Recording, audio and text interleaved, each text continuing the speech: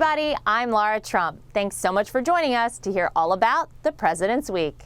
President Trump traveled to Hialeah, Florida this week to lead a Tax Cuts for Florida Small Businesses Roundtable event with local and state leaders.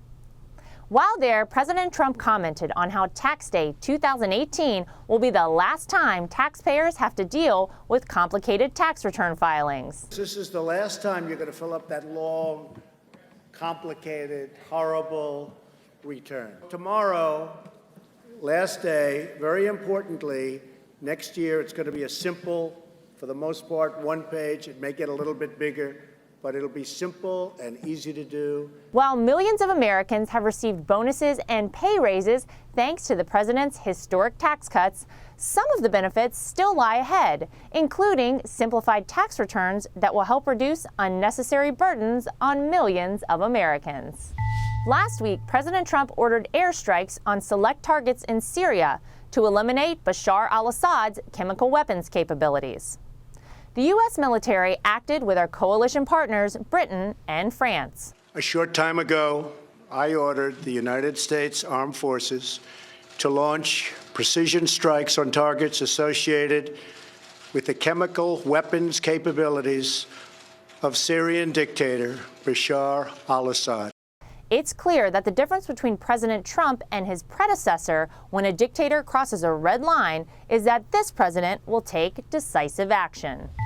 Today, sex trafficking is recognized as modern slavery and a plague on our nation and the world.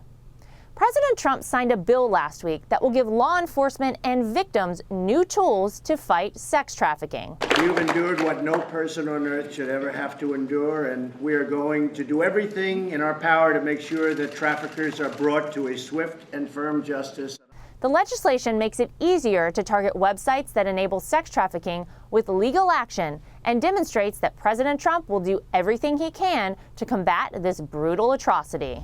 Amazon continues to exploit below-cost rates for shipping across America. You take a look at the post office, and the post office is losing billions of dollars, and the taxpayers are paying for that money because it delivers packages for Amazon at a very below cost. And that's not fair to the United States. It's not fair to our taxpayers. And Amazon has the money to pay the fair rate at the post office, which would be much more than they're paying right now. To address this and other issues, President Trump convened a task force to study the United States Postal Service. The task force will submit a report with recommendations on companies such as Amazon and propose a restructuring of the Postal Service to prevent a taxpayer-funded bailout. Thanks for joining us, everybody. I'm Laura Trump, and that is The Real News.